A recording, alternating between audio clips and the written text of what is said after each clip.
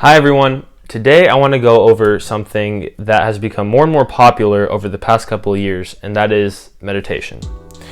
First, I want to go over the dictionary definition of what meditation is.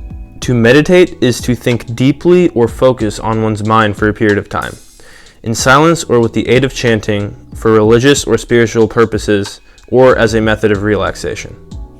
I'm not a fan of this definition, and that's for a couple of reasons. First, it's a little too wordy. Meditation is much more simple than that. And second, meditation is not thinking deeply about oneself. It's kind of the opposite of that. I want to talk about when I started meditating. It was about 1.5 years ago, and one of my friends just mentioned it in a conversation we were having and suggested that I try it out. Now, I gave the ignorant response of, isn't that just for like spiritual hippies and people like that? Yeah, ignorant, I know. And he told me to just hold my judgments and try it out. So I did. For the first 6 months that I was meditating, I was just thinking deeply about my problems and possible solutions for those problems, like the definition from the dictionary suggests. But I wasn't noticing any changes in my day-to-day life, so I got discouraged and I almost quit. But before I quit, I researched the topic of meditation a little bit more, and I'm happy I did, because I realized that I wasn't meditating at all. Because meditation is simply the act of being completely in the present moment. Sounds simple, and that's because it is. Now, when I started incorporating this kind of meditation into my life, I realized I was becoming more and more present throughout the day, and I was also seeing other benefits, which I'll get into later. Now, I want to get into some steps you can follow to start meditating yourself.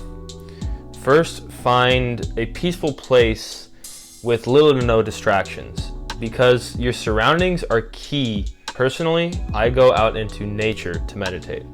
One of the most prominent differences between us humans and other animals is that we have the ability to think ahead.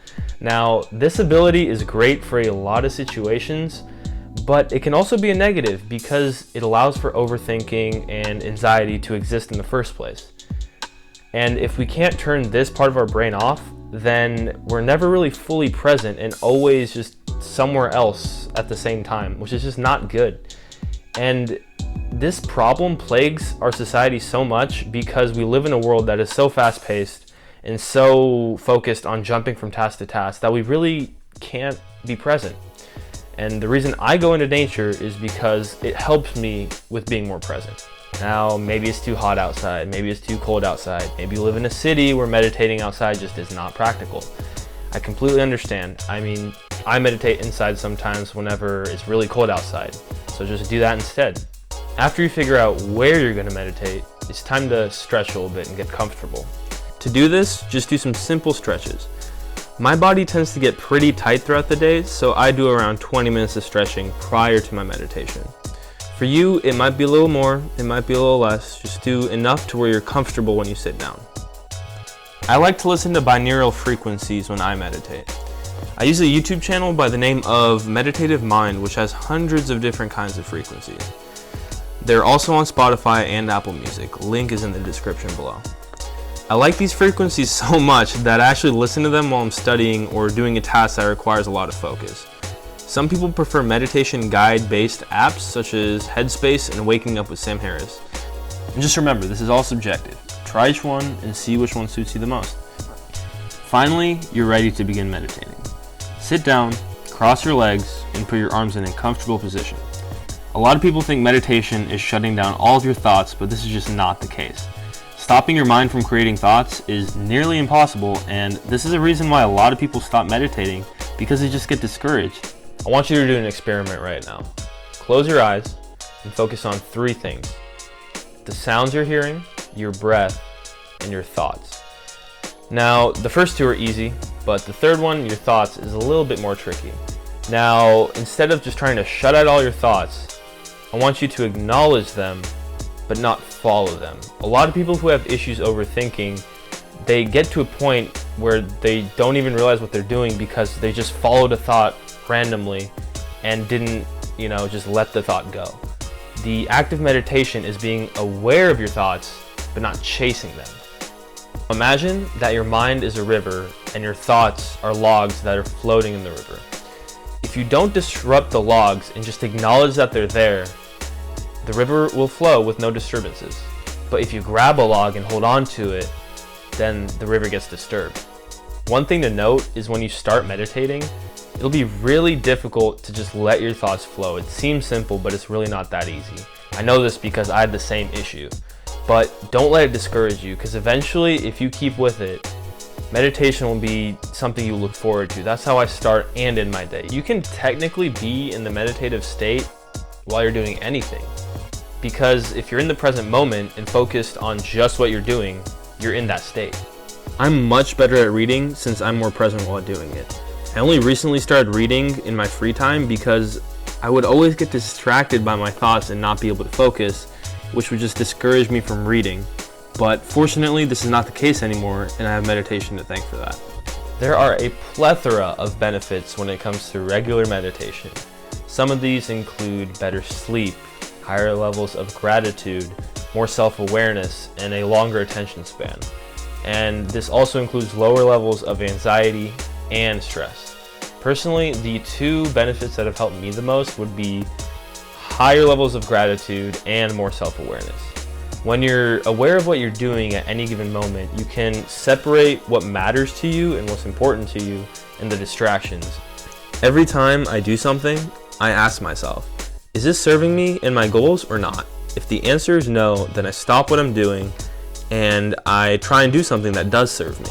Being more aware of what I'm doing has cut my phone screen time down from 6 hours to 2 hours, which is a remarkable difference. The second one, higher levels of gratitude, is really important because it lets you see what you already have instead of just paying attention to what you don't have.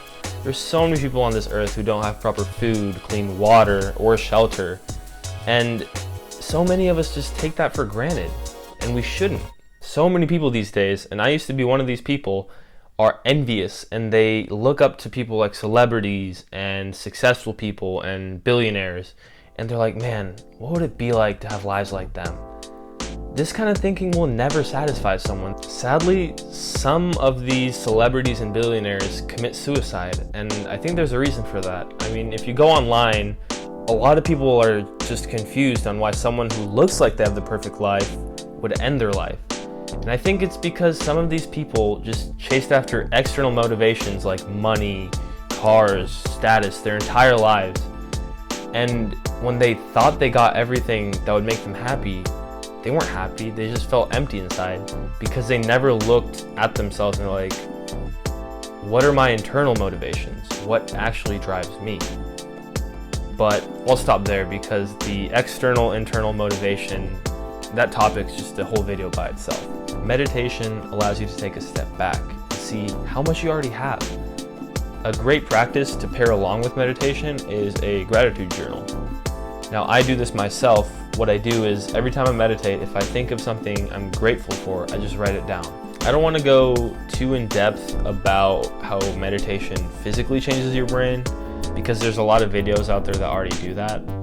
I just want to simplify by saying that our brains are plastic for our entire lives. This means that for our entire lives, they change depending on what we feed it and what we don't. Meditation grows certain parts of our brain and shrinks other parts, which result in the benefits. Working out grows our muscles and strengthens our bodies. And we should meditate to grow and strengthen our brains. It's the same principle, just in a different part of our body. After watching this video, hopefully you're convinced to try meditation at least once. And I want to end this video with a quote from Master Oogway himself. Yesterday is history, tomorrow is a mystery, but today is a gift. That's why we call it the present. The more you meditate, the more you'll see this to be true. I really appreciate you taking the time out of your day to watch my video. So thanks for watching.